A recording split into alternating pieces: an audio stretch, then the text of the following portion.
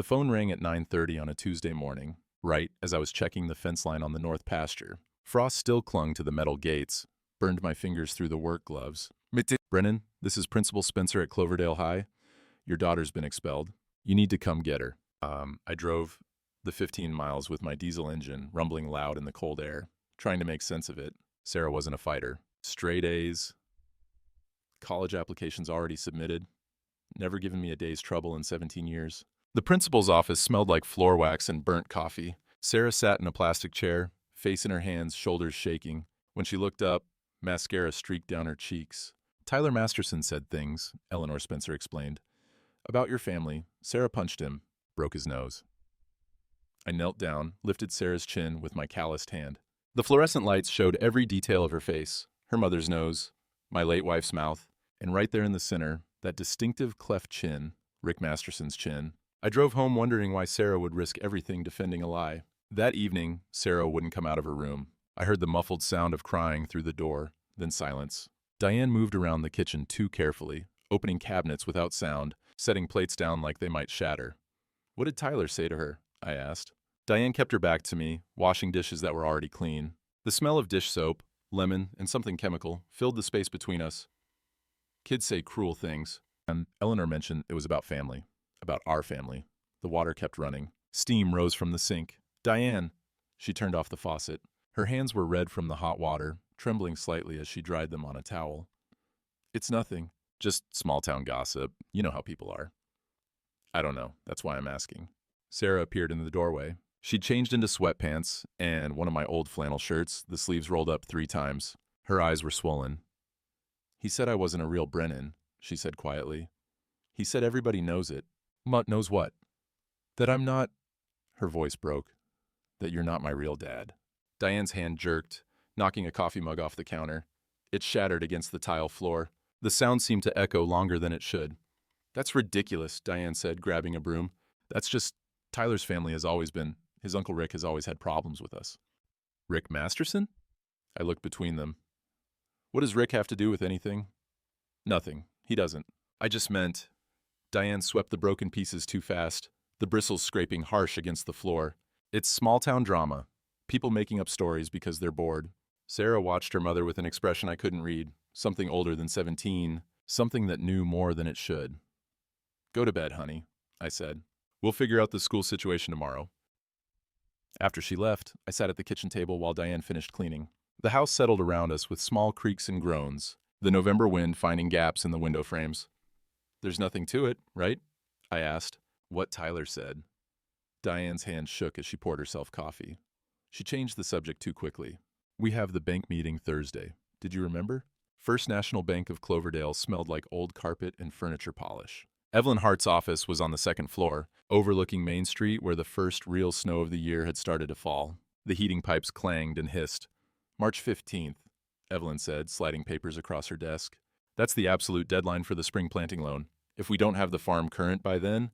She didn't finish. Didn't need to. Diane sat beside me, her wool coat still buttoned up despite the office heat. She hadn't said much on the drive over, kept staring out the window at nothing. How much? I asked. $47,000. That's what's past due. Evelyn pushed her reading glasses up. I've worked with your family for 20 years, Walt. Your father, your grandfather. I want to help, but the board's breathing down my neck on this one. I did the math in my head. Milk prices down, feed costs up, 2 years of drought before last season. The numbers didn't work. I can sell some cattle, I said. Maybe 10 head. That'll get me halfway there. Evelyn's expression was sympathetic. Walt, I shouldn't tell you this, but there's something odd in your loan history.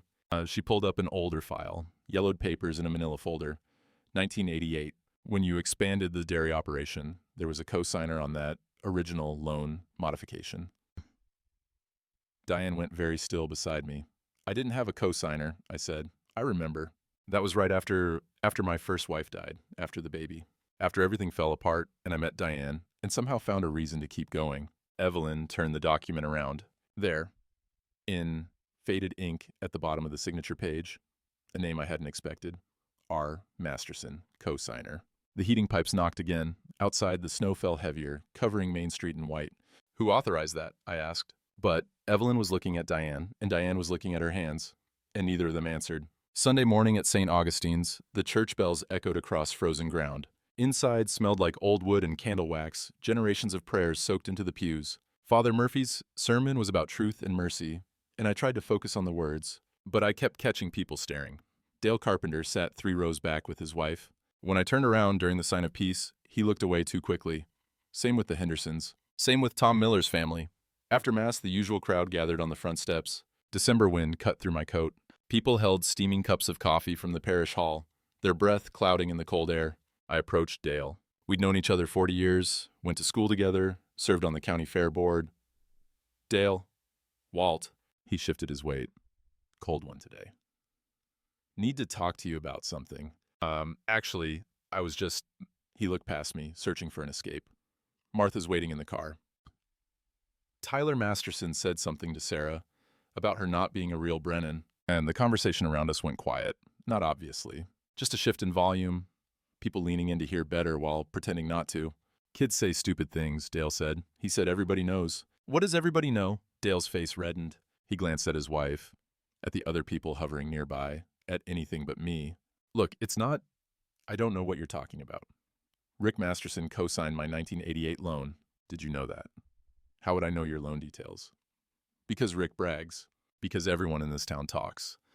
Because something's going on, and I'm the last one to know about it. Father Murphy appeared beside us. He was in his 70s now, moved slower than he used to, but his eyes were still sharp. Walt, could I have a word? We walked to the side of the church, away from the crowd. The smell of old stone and cold earth rose from the foundation. I can't tell you what I know, Father Murphy said quietly. You understand why. The confession seal. Whatever he'd heard in that little box, he'd take to his grave. But, he continued, some truths hide in public records, my son. County courthouse, birth certificates, property deeds, marriage licenses, all there for anyone to look. Oh, you're telling me to check records? I'm telling you that sometimes the answers we need are already written down. We just have to know where to look. He put his hand on my shoulder. And Walt, Sarah is your daughter in every way that matters. Don't forget that. He walked away, leaving me standing in the cold. Behind me, I heard Dale's voice, too loud, telling someone about feed prices. Conversation resuming now that the uncomfortable moment had passed. Diane was already in the truck, her face pale against the gray winter light. Monday night, I told Diane I'd get the Christmas decorations from the attic. She started to say something, then stopped, just nodded and went back to her library book. The attic smelled like dust and old insulation, that particular mustiness of spaces long closed. I pulled the chain on the bare bulb. Cardboard boxes lined the rafters labeled in my first wife's handwriting. Christmas, Easter, baby clothes. That last box I'd never opened. Couldn't. Behind it, pushed far back against the eaves, was a shoebox I didn't recognize. No label. I pulled it out, disturbing 17 years of dust. The cardboard was soft with age. Inside were letters, maybe 30 of them, bundled with a rubber band that fell apart when I touched it. The envelopes were yellowed, addressed to Diane in handwriting I didn't know. No return address, but postmarked from different towns around the county. I opened the first one. The paper crinkled in my hands. The sound seemed too loud in the quiet attic. Diane, I can't stop thinking about last night. About you. We can't keep doing this, but I don't know how to stop. Meet me Thursday. Same place. No signature, but the date. April 1988. I opened another. You have to tell him. This isn't fair to anyone, especially not to you, but I understand you're scared. I'll wait. I'll keep waiting. June 1988. Another. She's beautiful. I saw you at the grocery store, carrying her. Our child, Diane. Ours. And he gets to hold her like she's his. This is killing me. She deserves my life, not his failing farm. She deserves everything I can give her. When are you going to tell him the truth? The date was February 1989, 2 months after Sarah was born. My hands shook. The paper fluttered like bird wings. I went through the rest, reading each one, my heart pounding so hard I could hear it in my ears. The last letter was at the bottom of the box, still sealed, never opened. The envelope was postmarked March 1988, 9 months before Sarah was born. I sat in the attic with the letters spread around me like evidence, and the bare bulb swinging slightly from the draft, casting shadows that moved like living things. I didn't go downstairs that night, just sat in the attic with the letters, reading them over and over until the words blurred. When I finally heard Diane's footsteps on the stairs, calling my name, I shoved everything back in the box and pushed it behind the Christmas decorations. Did you find them? Her voice drifted up. Yeah, coming down. But I didn't move. Just sat there, in the dust and the dark, listening to her footsteps retreat. The next morning, I drove to Tom Lockwood's office without telling anyone where I was going. His law practice occupied the second floor above the hardware store on Main Street. The stairs creaked under my boots. Through the frosted glass door, I could see his silhouette at the desk. He looked up when I entered, took one look at my face, and stood. What happened? Tom had been my friend since Vietnam. We'd served in the same unit, and during an ambush outside Da Nang in '83, I'd carried him 2 miles through the jungle with shrapnel in his leg. He walked with a cane now, but he was alive. We didn't talk about that day. Didn't need to.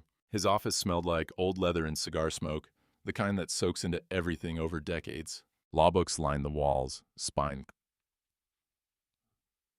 cracked from use. He poured bourbon into 2 glasses, even though it was 10 in the morning. Talk to me. I told him everything. The phone call from the principal, the co-signed loan from 1988, the letters in the attic. He listened without interrupting, his fingers steepled under his chin. When I finished, he was quiet for a long moment. Outside, a truck passed on Main Street, its engine echoing off the brick buildings. You need a DNA test, when he said finally. I know. And you need to understand something, Walt. If those letters are real, if Sarah isn't biologically yours, then legally, Rick Masterson could claim parental rights. Depending on whether he's on the birth certificate, whether Diane listed you as father. There are variables. Tom pulled out a yellow legal pad, his fountain pen scratching as he made notes. But here's what you need to understand about men like Rick. They don't do anything without a plan. That co-signed loan, that's not charity. What is it? Control, leverage. You've been in debt to him for 17 years and didn't even know it. Tom tapped the pen against the pad. Financial forensics can prove intent. If he's been manipulating your loans, creating crises, that's fraud. That's criminal. How do we prove it? Bank records, every loan modification, every payment history, every time you've gone into arrears. We build a timeline, show a pattern. He looked at me over his reading glasses. Walt, I owe you my life. You carried me when I couldn't walk. Let me carry you through this. I can't pay you what you're worth. Pro bono, consider it a debt repaid. He stood, limped to the filing cabinet, pulled out forms. But you need to know, it gets worse before it gets better. Once you start digging, you're going to find things you don't want to find. Can you handle that? The bourbon burned going down. Outside, the December sky was the color of old metal. I have to know the truth. Then we start tomorrow. Meet me here at 8. Bring every financial document you have. Christmas morning came cold and bright. Sarah had decorated the tree the night before, stringing lights with the same careful attention she'd shown since she was little. The smell of pine filled the living room, mixed with the cinnamon and cloves from Diane's mulled cider simmering on the stove. We opened presents slowly. Sarah got art supplies. She'd been drawing more lately, sketches of the farm, the barn, the cattle. Diane gave me a new thermos for my morning coffee runs. I gave her a necklace from the jewelry store in town, watched her face as she opened it. For a moment, it felt almost normal, like we were still the family we'd been a month ago. I'll make your favorite, Diane said. Pecan pie. She moved to the kitchen. I heard the oven door open, the rattle of the pans. Sarah sat cross-legged by the tree, admiring a new sketchbook. Dad? Yeah? Are you mad at me for getting expelled? I sat beside her on the floor. The carpet still had indentations from where the couch used to be before we rearranged last spring. No, kiddo, I'm not mad. Tyler said things about Mom, too, not just me. What kind of things? She picked at the corner of the sketchbook. That she was with Mr. Masterson a long time ago, that everyone knew. The doorbell rang before I could answer. Diane appeared from the kitchen, wiping her hands on a dish towel. She looked at me, something like panic in her eyes, then went to the door. Rick Masterson stood on the porch. He was tall, silver-haired, wearing an expensive leather jacket that probably cost more than my truck payment. In his hands was a large wrapped box. Merry Christmas, he said. His voice was smooth, confident. Hope I'm not interrupting, just wanted to drop this off for Sarah. Rick, this isn't... Diane started. What are you doing here? I stood, moving to the doorway. Rick's eyes met mine. Something passed across his face, amusement maybe, or ownership. Just being neighborly. Sarah's college applications went out, right? I have some connections at my alma mater. Thought I could help. He held out the box. It's a laptop. For school. We don't need your help. Dad, Sarah said behind me. It's okay. Rick smiled. He looked past me to Sarah, and in that moment, I saw it clearly. The same cleft chin, the same shape to the eyes, the same way of tilting his head when listening. Sarah, Rick said, you've gotten so tall. Last time I saw you, you were, 10? We're fine, I said. You can go. He set the box on the porch, straightened. Diane has my number if you change your mind about that help or about anything else. He walked back to his Mercedes, parked at the curb where the whole neighborhood could see it. After he drove away, Diane picked up the box with shaking hands. "We're not keeping that," I said. "Walt," I said, "we're not keeping it." And that night, after Sarah went to bed, I sat at the kitchen table with my laptop and ordered a DNA test kit. 2-day shipping. Results in 72 hours. Diane stood in the doorway watching. "What are you doing?" I didn't answer. Just clicked the order confirmation and listened to the house settle around us. Cold December wind finding every crack. Rick showed up at the farm on a Tuesday morning. I was in the barn, checking on a heifer that had been limping. The smell of hay and manure, the warmth of the animal's breath in the cold air. It was the kind of morning that usually settled my mind. His Mercedes looked out of place in the gravel drive. City car on farm ground. "Walt." He stepped carefully around the mud, his leather shoes already ruined. "Got a minute?" "I'm working." This won't take long." I straightened, wiping my hands on my jeans. Through the open barn door, I could see the fields stretching away under gray January sky. 3 generations of Brennans had worked this land. My grandfather cleared the stones. My father built the dairy operation. I'd kept it going through drought and debt and everything else. "Say what you came to say." Rick leaned against the fence rail, casual, like we were old friends. The wood creaked under his weight. "Blood doesn't lie, Walt. That's all I wanted to tell you." The cold air burned my lungs. "You need to leave." "I've been patient. 17 years patient. But things are changing now, aren't they? You ordered that DNA test. I know you did." He smiled. "Small town. People talk. And when those results come back, get off my property. I can help with Sarah's college. Full ride to wherever she wants. Law school after, if she's interested. Medical school. Whatever." He pushed off the fence. "All I'm asking is that you consider what's best for her. What she deserves. My life. Not this." He gestured at the barn, the fields, everything I'd built. "Not a failing farm she'll have to prop up for the rest of her life. She's my daughter." "Is she?" Rick's voice was soft, almost kind. "Because the test will say otherwise. And when it does, we'll need to have a different conversation. About custody. About what's legal and what's right." He walked back to his car. Before getting in, he turned. "Get the DNA test if you want. Won't change what's mine." The engine started smooth, expensive. I watched his taillights disappear down the drive, then went back into the barn where the animals didn't care about blood or lies or anything except being fed and warm. That night I couldn't sleep. Lay in bed listening to Diane breathe beside me, wondering who she'd been thinking about for 17 years, wondering if she'd ever loved me or if I'd just been the safe choice. The backup plan. The envelope arrived on a Thursday, plain white, medical lab return address. I was in the truck, parked outside Dale's feed store, had driven there without thinking. Some habit pulling me toward normal routine, even though nothing was normal anymore. My hands shook opening it. The paper inside was clinical, covered in numbers and medical terminology. Alleles, genetic markers, probability ratios, but only one number mattered. Combined paternity index 0, probability of paternity 0.00%. The words swam. I read them again. Like if I looked long enough, they might change. 0%. Sarah Brennan wasn't my daughter. Had never been my daughter. 17 years of tucking her in at night, teaching her to ride a bike, helping with homework, scared away nightmares, college applications, first heartbreak, father-daughter dances. None of it made her mine. Not biologically, not legally, not at all. I must have made a sound. Through the feed store window, I saw Dale look out, saw his face change when he registered mine. He moved to the door, but I was already starting the engine, pulling out too fast, gravel spraying. The truck drove itself home. I don't remember the route. Diane's car was in the driveway. I sat in the truck cab, engine ticking as it cooled, the envelope in my lap like a verdict. My phone rang. Diane's number. "Walt, please come inside." "How long have you known?" "Please, we need to talk about this." "How long?" Silence, then broken. "Rick just called. He says he wants to be part of Sarah's life now. He says he has rights." I hung up. Sat there until the sun moved behind the barn and shadows covered the truck. The cold seeped through the metal, through my coat, into my bones. At some point, my phone buzzed with texts. I didn't look. When I finally went inside, the house was dark except for the kitchen light.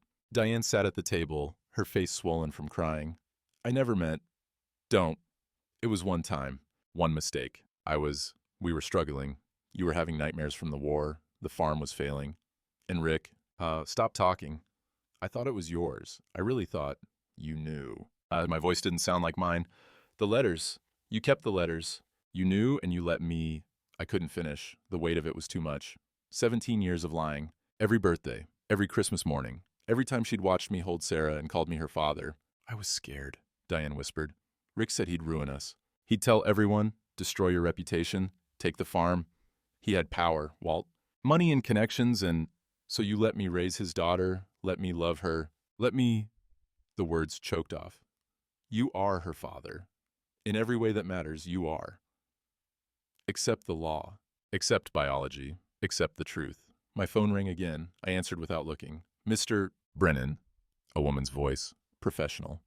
This is Patricia Chen from Rick Masterson's legal team. Mr. Masterson has asked me to inform you that he'll be filing for joint custody of Sarah Brennan, given recent DNA confirmation of paternity. We'd like to handle this amicably, but I threw the phone against the wall. It shattered, pieces skittering across the tile.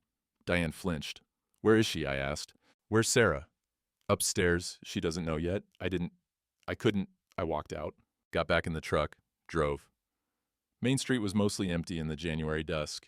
Ice on the sidewalks, salt spreading white stains on the brick storefronts. I parked outside Dale's store again. Through the window, I could see him with 3 other men, probably telling them what he'd seen. My face in the truck, the envelope, the devastation. By morning, everyone would know. Walt Brennan raised another man's child for 17 years and never knew it. The feed store door opened. Dale stepped out, hesitated, then walked to my truck. I rolled down the window. Cold air rushed in. Walt, you knew. He looked at his boots. There were rumors, long time ago, but I thought it was just talk. Everyone knew. Not everyone, some suspected. But we thought, he met my eyes finally. We thought it was better to stay quiet, none of our business. And it was your business when you watched me make a fool of myself every day for 17 years. Dale had no answer for that. My phone, the broken pieces still in the truck, would have been ringing. Rick's lawyer, Tom probably, maybe Evelyn, from the bank, who'd heard somehow because news traveled fast in towns like this. Maybe Father Murphy, who'd tried to warn me. But I just sat there in the cold, watching the sunset over buildings my grandfather had helped build, in a town that had watched me live a lie and said nothing. Diane's call had said Rick wanted Sarah now. Not wanted to meet her, wanted custody, wanted to take her from the only father she'd ever known and give her his life, his name, his legacy. And legally I couldn't stop him. Tom found me 2 days later. I'd been sleeping in the barn office, avoiding the house, avoiding everything. He knocked on the door frame even though the door was open. You look like hell, he said. Feel worse. But he limped in, set a thermos of coffee on the desk. The smell of it, strong and bitter, cut through the hay dust and diesel oil that permeated the small room. Diane's been calling. Sarah's asking for you. I can't face her. You have to. Tom sat in the spare chair, his cane propped against the desk. Walt, listen to me. This isn't over. Rick filed preliminary custody papers, but that's all they are. Preliminary. You've been her legal father for 17 years. That means something. The DNA says otherwise. DNA doesn't raise a child. You did. Every court in this country recognizes that. He opened the thermos, poured coffee into the cap. Steam rose in the cold air. But you need to talk to Sarah before Rick does. I picked up Sarah from school on Monday. She climbed into the truck without a word, her backpack hitting the floor with a thud. We drove in silence through streets lined with dirty snow. Where are we going? She finally asked. Need to talk to you about something. I pulled into the hospital parking lot, the same building where I'd thought she was born, where I'd paced the hallways 17 years ago while Diane was in labor. The building was old brick, the parking lot half empty in the January afternoon. We sat with the engine running, heat blowing from the vents.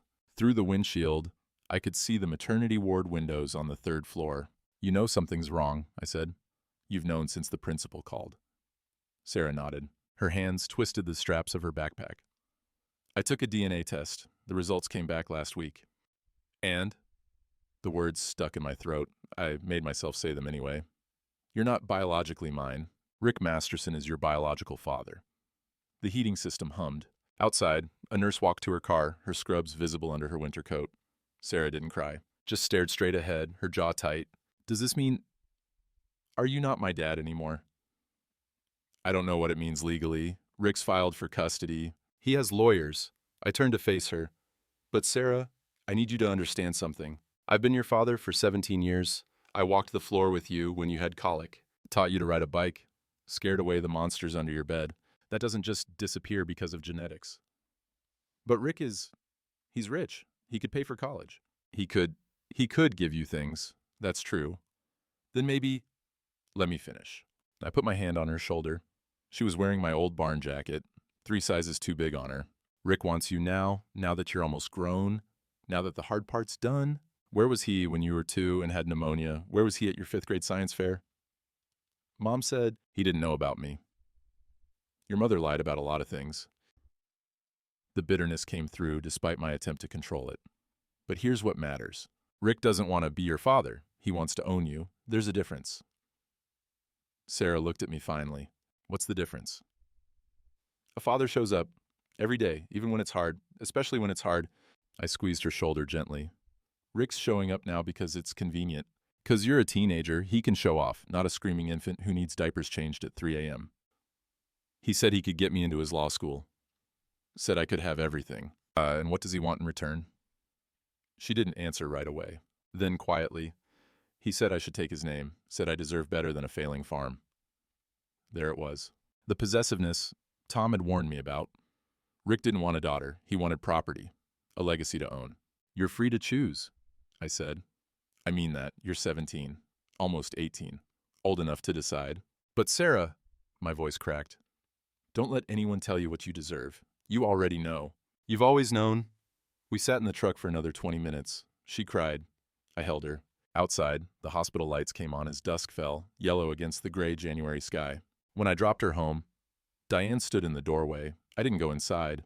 Tom's office that night smelled like cigar smoke and old leather. He'd spread documents across every surface. Bank statements, loan modifications, payment histories. Evelyn Hart sat in the corner chair, looking exhausted. I could lose my job for this, she said. The board finds out I copied these files. They won't find out, Tom said. And if they do, you were responding to a subpoena, which I'll issue retroactively if needed. The papers told a story. 1988. Rick co-signs Walt's loan during expansion. 1991. Emergency loan when drought hits, Rick facilitates. 1995. Refinancing at a higher interest. Rick's signature again. 1998, 2002, 2007, 2012, 2015. Every crisis, Rick was there. Every time with slightly worse terms. Every time deepening the debt. It's a trap, Tom said, connecting dates with red pen on his yellow pad. Look at the pattern. Walt, every major financial crisis you've had, what preceded it? I thought back. Equipment failures, veterinary emergencies, market crashes. Which could be coincidence or... Tom pulled out another file. What if I told you Rick Masterson has been on the County Agricultural Board for 20 years, that he has access to market forecasts, federal subsidy information, equipment inspection schedules? You're saying he sabotaged me. I'm saying he positioned himself to always be your savior, keep you dependent, keep you in debt. Tom's finger traced the numbers. And every dollar you owe him is leverage. When the time came to claim Sarah, he'd already owned you financially. And Evelyn pointed to the most recent documents. The March 15th deadline isn't random. It's timed to spring planting. Miss that deadline, you can't plant, you can't make money. Can't make money, I lose the farm. And who's the first buyer at auction? Tom looked at me over his reading glasses.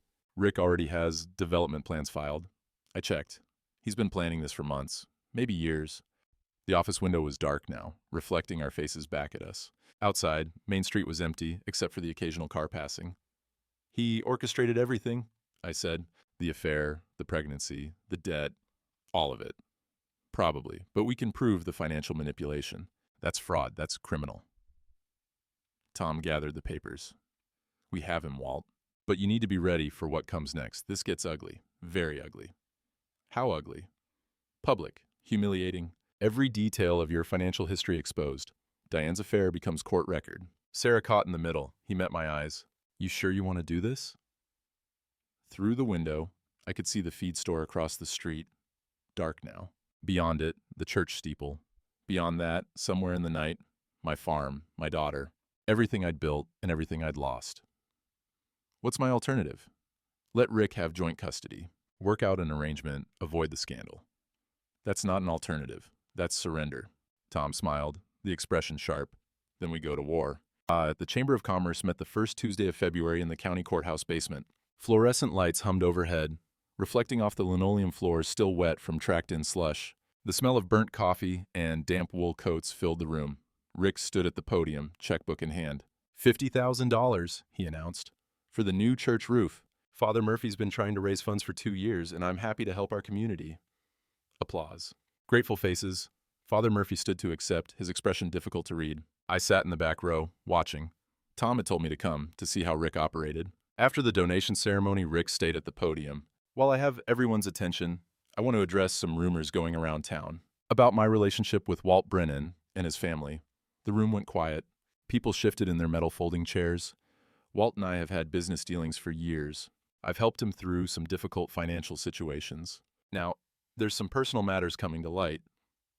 He paused, manufactured concern on his face. And I'm worried about stability for everyone involved, especially for a certain young person caught in the middle. He didn't say Sarah's name. Didn't have to. I just want to assure this community that I'm handling this situation with compassion and discretion, despite some unfortunate behavior from certain parties. His eyes found mine across the room. We all understand how stress can make people unstable, potentially dangerous even.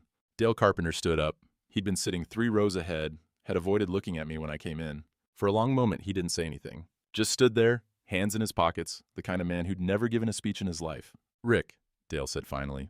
I've known Walt Brennan 40 years, went to school with him, watched him serve our country, watched him build that farm from nothing after his first wife died. Dale, I don't think I've known you 20 years. And in that time, I've watched you buy up every struggling farm in 3 counties. Turn them into subdivisions, profit off other people's pain. Dale's voice was getting stronger. You talk about compassion and discretion, but I remember when you convinced old man Henderson to sell. He was dead 6 months later, couldn't stand seeing his land bulldozed. The room was completely silent now. Even the heating pipes had stopped their knocking. You're just a checkbook with a grudge, Dale continued, and I'm done being intimidated by it. He sat down. His wife squeezed his hand. Rick's smile never wavered, but something flickered in his eyes. Anger, maybe fear. The meeting ended early. People avoided Rick on their way out, though a few still stopped to shake his hand, thank him for the church donation. Small-town politics. Can't afford to offend the rich man, even when you know he's wrong. Outside, cold rain fell. February thaw, turning the streets to mud and slush. I caught up with Dale in the parking lot. That took guts, I said. Should have spoken up 17 years ago. He unlocked his truck. Feed store's struggling anyway. Rick can't hurt me worse than I've already hurt myself by staying quiet. I appreciate it. Don't thank me yet. You're still outnumbered in there. He gestured back at the courthouse. Most folks are too scared or too bought to stand with you. He drove away, his taillights reflecting red in the puddles. Tom called me at 6 the next morning. Get to my office, now. I found him surrounded by even more paperwork than before. Evelyn was there again, and this time, she'd brought someone else. A tired-looking woman in hospital scrubs. This is Linda Morrison, Tom said. She's an administrator at County General. She's about to commit several violations of patient privacy laws, but she's doing it anyway because she has a conscience. Linda set a file on the desk. 1988, December 3rd, baby girl Brennan, born at 6:47 a.m. She opened it to a specific page. Standard birth records, mother Diane Brennan, father listed as Walter Brennan. I know all this, I said. Look at page 8. I flipped through. There, on a form I'd never seen before, was a paternity test order. Requested by Diane Brennan the day after Sarah was born. Results attached. My hands started shaking before I even read them. Richard Masterson, 99.9% probability of paternity. Walter Brennan, 0% probability of paternity. The date on the results, December 10, 1988, 5 days after Sarah was born. She knew, I said. From the beginning, Diane knew. It gets worse, Tom said. He pulled out bank records. These are Diane's personal accounts.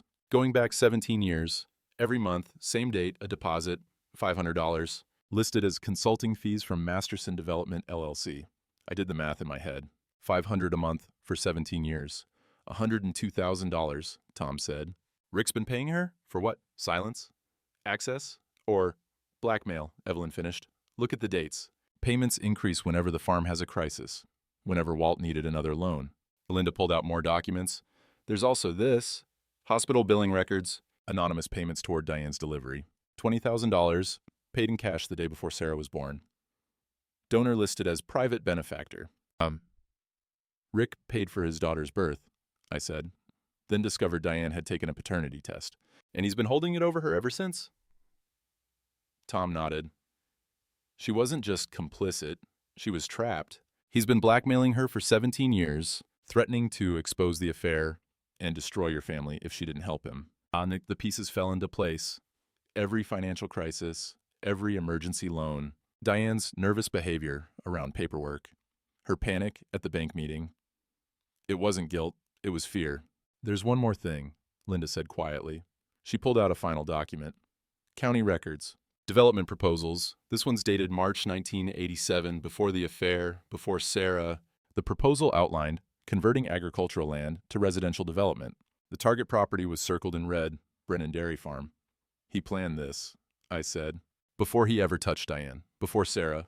He researched the farm, found out about my first wife's death, knew I was vulnerable, and he seduced Diane as part of a 20-year land acquisition strategy. That's what it looks like, Tom said. He got her pregnant deliberately, created leverage, then spent 2 decades tightening the noose. The rain hammered against Tom's office windows. Outside, February was trying to become spring, ice melting into mud, everything in transition. We have him, I said. We have him, Tom agreed. Fraud, blackmail, conspiracy. This goes beyond custody. This is criminal. Evelyn looked at Linda, both women understanding what they'd risked bringing this evidence forward. What now? I asked. Now, Tom said, we take it public. Sunday morning, last week of February. The church was packed. Everyone knew something was coming. Father Murphy's sermon was about Pontius Pilate, about washing your hands while letting injustice happen. He didn't mention names, didn't have to. The pews smelled like damp wool and old wood polish. Rain drummed on the roof, that soft, persistent sound of winter finally breaking. Outside, the snow was mostly gone, leaving mud and dead grass and the first brave shoots of green. During the announcements, Father Murphy did something he'd never done in 40 years of ministry. He opened the floor. If anyone has something weighing on their conscience, he said, something they need to say to this community, now is the time. The silence stretched. People looked at their shoes, at the stations of the cross on the walls, at anything but each other. I stood. Every head turned. Diane, sitting 3 rows up with Sarah, went pale. You all knew, I said. My voice echoed off the vaulted ceiling. For 17 years, you watched me raise a daughter who wasn't biologically mine. And you knew. You knew about the affair. You knew about Rick Masterson. And not one of you said a word. Someone coughed. Metal folding chairs creaked. I'm not blaming you for Diane's choices. I'm not even blaming you for Rick's. But I am blaming you for yours. I looked around the congregation. Every handshake. Every, how's the farm, Walt? Every time you saw Sarah and thought about whose chin she had, whose eyes, you chose silence. Dale's wife was crying. Tom sat in the back, watching everything with his lawyer's eyes. Evelyn had her hands clasped tight in her lap. In the Bible, I continued, there's a story about a man who sees his neighbor beaten and robbed, and he crosses to the other side of the road. Doesn't want to get involved. Figures it's not his business. And I paused. You all crossed to the other side. Rick Masterson stood up. He was sitting in this front row, having paid for that new church roof. This is inappropriate, Walt. This is a house of God, not a courtroom. His voice was smooth, reasonable. You're embarrassing yourself. More importantly, you're embarrassing Sarah. Sarah stood too. She looked at Rick, then at me, then at the whole congregation watching. Don't use me as an excuse, she said. Her voice shook but held. Don't pretend this is about protecting me when it's really about protecting yourself.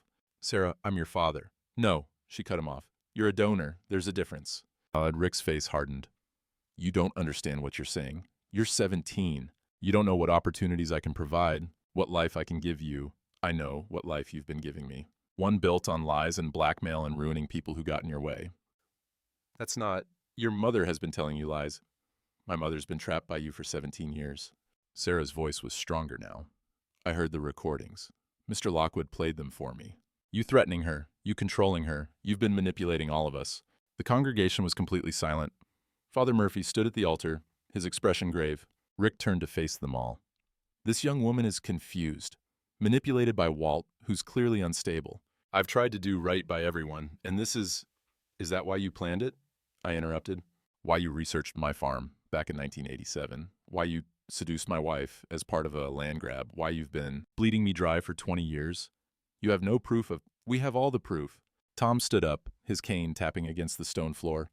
Bank records, hospital records, development proposals dated before your affair with Diane. County records showing every manipulated loan. Testimony from 3 separate witnesses, and recordings of you threatening Diane if she didn't help you get the farm. Rick's lawyer face crumbled for just a moment. Then he recovered, turned to the congregation with practiced charm. These are serious accusations being made in anger. When emotions settle, we can discuss this civilly, through proper legal channels. He looked at Father Murphy. I think it's best if I leave. Allow the service to continue. You owe them an apology, Father Murphy said quietly. Excuse me? All of them. This community you've been manipulating. Walt, who you betrayed. Diane, who you trapped. Sarah, who you tried to own. Father Murphy's voice was soft but carried weight. You owe them the truth. I don't owe anyone. You paid for our roof? Father Murphy gestured at the ceiling. $50,000. And I accepted it because I thought it was generosity. But it was just another form of control, wasn't it? Another way to buy silence. Rick's jaw clenched.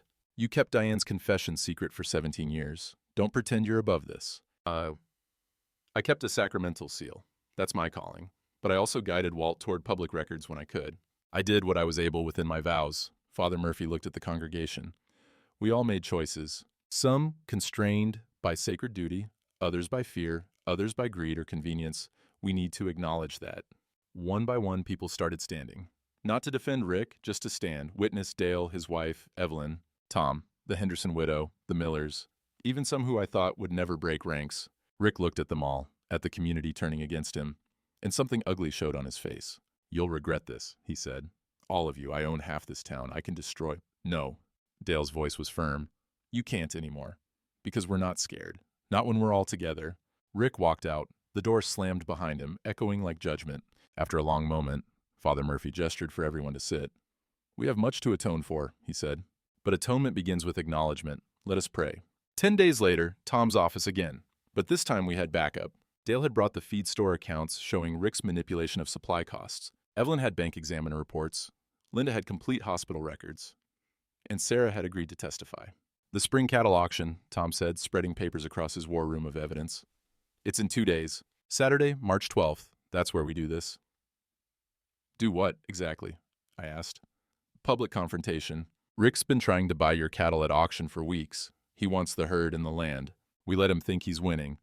Get him up there, confident, in front of the whole county. Then we present everything. That's a lot of witnesses, Evelyn said. That's the point. In a courtroom, he gets lawyers and delays in motions. At the auction, he gets 300 farmers who've known his family for generations. He gets judged by his community. And then what? Sarah asked. She'd been quiet, sitting in the corner with her sketchbook. Then the county prosecutor files charges. FBI gets involved for the bank fraud. And you, Tom looked at me, you get to keep your farm and your daughter. If it works, it'll work.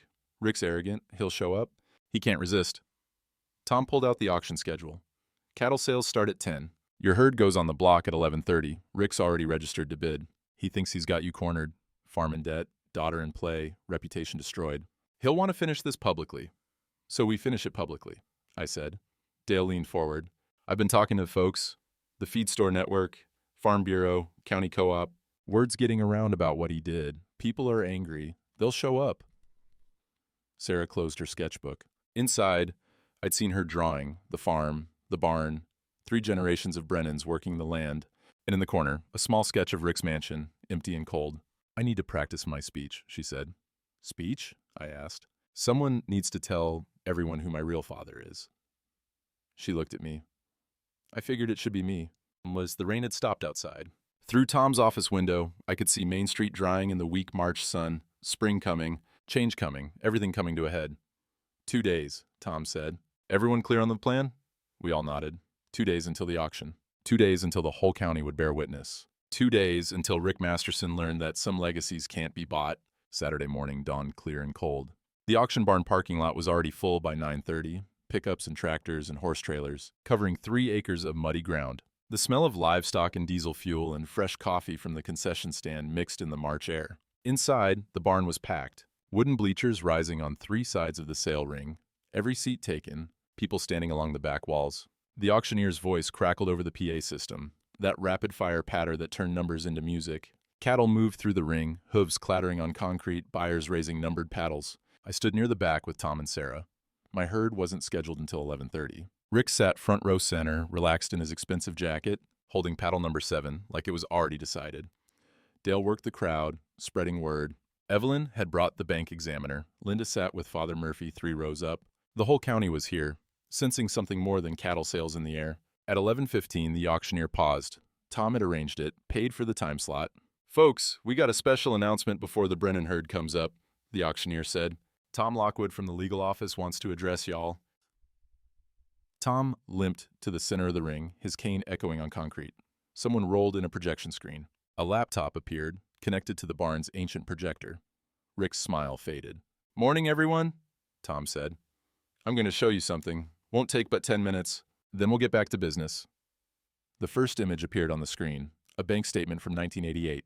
"This is Walt Brennan's original loan for dairy expansion. Note the co-signer, Richard Masterson. Seemed like a generous gesture at the time."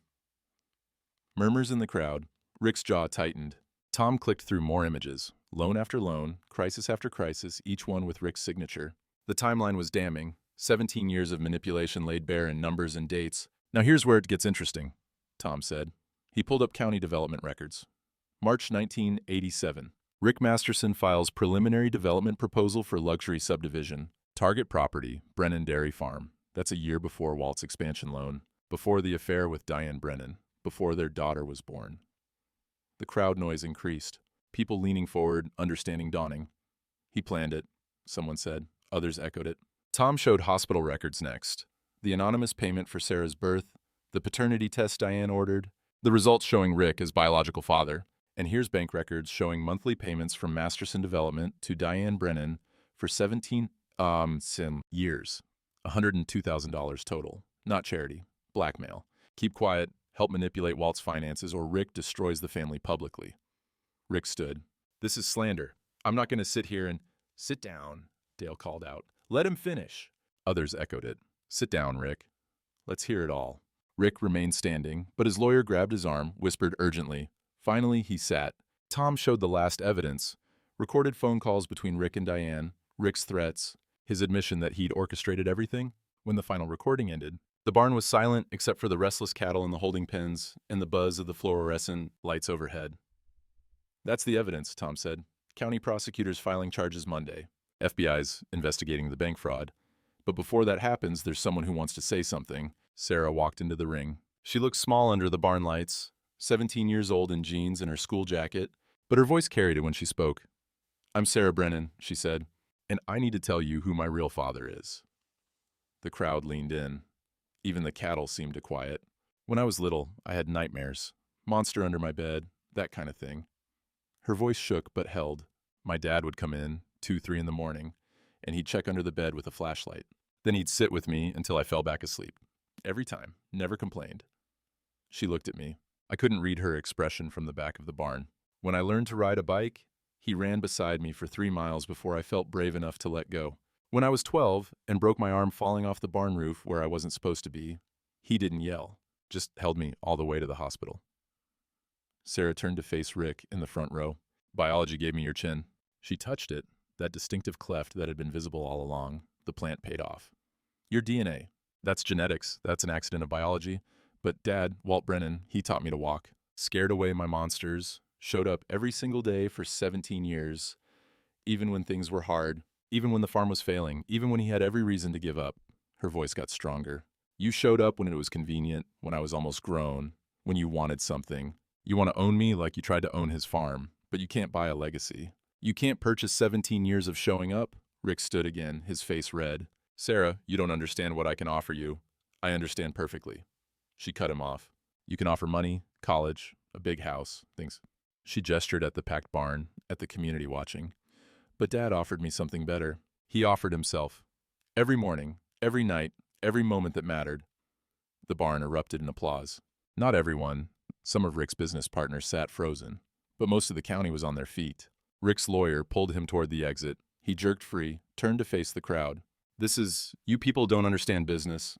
I helped Walt. I kept his farm afloat for years." "You trapped him," Dale shouted. "You manipulated everyone. And we let you because we were scared of your money." The crowd noise swelled. Agreement, anger, years of intimidation breaking. Rick looked at Sarah one more time. "You're making a mistake. I'm your biological father. I have rights." "You have DNA," Sarah said. "That's all you have. And it's not enough." Rick left through the side door, his lawyer following. Through the barn opening, I could see them cross the muddy parking lot to his Mercedes. He didn't look back. The auctioneer cleared his throat. Well, that was something. Should we, get back to cattle? Nervous laughter rippled through the crowd.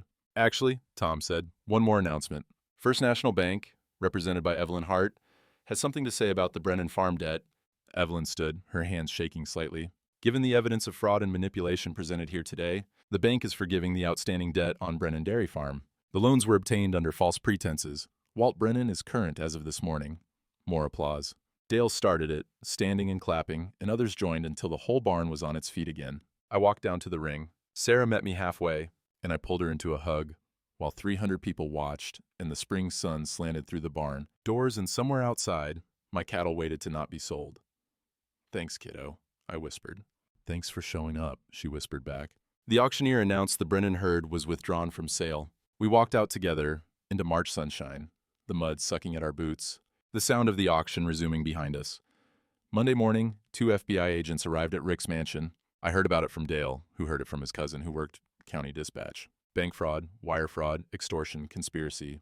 The charges kept piling up. Rick's lawyers tried to negotiate. Tuesday, the prosecutor held a press conference on the courthouse steps. By Wednesday, Rick had sold the mansion and moved to his lawyer's office in the city, released on a $100,000 bond. His development company folded within the week. Projects abandoned, employees laid off. The empire he'd built on other people's pain came apart like wet paper. I didn't feel victorious, just tired. Diane moved out on Thursday, not far, just to an apartment above the library where she worked. She packed while Sarah was at school, left a note on the kitchen table. I'm sorry, doesn't cover it. I know that. I was weak and scared, and I made terrible choices, but I want you to know I did love you. Maybe not enough, maybe not right, but I did. Take care of Sarah. You've always been better at that than me. D, I folded the note, put it in my desk drawer with other documents from a marriage I'd thought was real. Sarah came home to the half-empty house and didn't cry. Just looked around at the spaces where her mother's things had been and said, "Is she okay?" I think so. You want to go see her? Tomorrow, maybe? Today I just want... She gestured vaguely. I just want things to be quiet. We made dinner together. Spaghetti, garlic bread, the simple food we'd always made when Diane worked late. The kitchen smelled like tomato sauce and butter. Outside, the last light of March faded into blue dusk. Are you going to divorce her? Sarah asked. I don't know yet. Maybe just separate for now. Let things settle. I drained the pasta, steam rising. She was trapped too, Sarah. What Rick did to her, that's not excusable, but it's understandable. You're a better person than I am. I've just had more time to think about it. The town tried to make amends in the ways small towns do. Dale organized a work party. 20 men showed up on Saturday to help repair my barn roof and north fence line. They brought tools and coffee and didn't talk about anything important, just worked. Father Murphy returned Rick's $50,000. The church council voted to refuse it, even though they needed a new roof. We'll raise it ourselves, Father Murphy said. The right way. Evelyn helped me restructure what little debt remained. Not charity, just fair terms, market rates. No manipulation. Linda Morrison got fired from the hospital for violating privacy laws. 2 days later, Tom hired her as his paralegal. Need someone who knows medical records, he said, and who has a conscience. By the end of March, County General hired her back. The board realized that firing someone for exposing fraud looked worse than the privacy violation. Small victories, small mercies. March 15th dawned clear and warm. Spring for real this time, not just a promise. The frost was gone from the gates, replaced by morning dew that caught the light. The smell of wet earth and manure and growing things filled the air. Sarah met me at the barn before school. She'd been doing that more, getting up early, helping with chores, learning the rhythms of the farm. Can I drive the tractor? She asked. You don't know how, so teach me. We walked to the equipment barn. The John Deere sat where my father had left it, where his father had left it before him. Green paint faded, but engine strong. I showed her the controls, clutch, throttle, PTO, hydraulics. Her hands on the wheel, where mine had been, where my father's had been, where my grandfather's had been. It's about patience. Said, don't force it. Let the machine do the work. You're just guiding. She started it up, that deep diesel rumble that means everything to a farmer. We drove to the north field, the one that needed planting first. The soil was dark and ready, turned last week, waiting for seed. In the barn, one of the heifers had dropped a calf overnight, wobbly-legged and perfect, already trying to stand. Sarah climbed down from the tractor to see it. New life, she said. Every spring? Well, I think I could learn to do this, run the farm someday? I looked at her, 17 years old, Rick Masterson's chin, my late wife's mouth, and something entirely her own in her eyes. Determination, steadiness, the willingness to show up. If you want to. But Sarah, you don't have to. You can go to college, study art, become anything you want. The farm doesn't have to be your burden. What if I don't see it as a burden? She touched the calf's damp nose. What if I see it as, I don't know, something worth keeping, something worth being part of? Then yeah, I'll teach you everything. Business side, animal husbandry, equipment repair, crop rotation, all of it. She smiled. McMahon Carlson Dairy has a nice ring to it. Brennan. I know, but Mom's last name was Carlson before. And I want both. Want to remember where I came from, all of it. The good and the bad and the complicated. The calf managed to stand, legs shaking, already searching for its mother. The heifer turned, patient, letting her baby find what it needed. We stood in the barn doorway, watching spring arrive in small increments. Green shoots in the field, warm sun on our faces. The sound of birds returning from wherever they'd spent the winter. Rick's trial starts in June, Sarah said. They want me to testify. You don't have to. I want to. Want to make sure he can't do this to anyone else. She leaned against the doorframe. Tom says he'll probably get 5 to 7 years. That sound fair to you? Nothing about this is fair, but it's justice. That's different. We walked back to the house for breakfast. Behind us, the tractor sat waiting in the field, ready to plant. Ahead, the farmhouse with its empty spaces and new possibilities. 3 generations of Brennans had worked this land. Now there'd be a 4th. Not because of blood, because of choice. 6 months later, I sat on the porch at dawn with my coffee. The rain gauge showed 1.5 inches from last night's storm. Good for the corn. The fields stretched green toward the horizon, early September promising a decent harvest. Sarah's truck was in the driveway. She'd moved into the apartment above the barn for the summer, said she wanted to be closer to the work.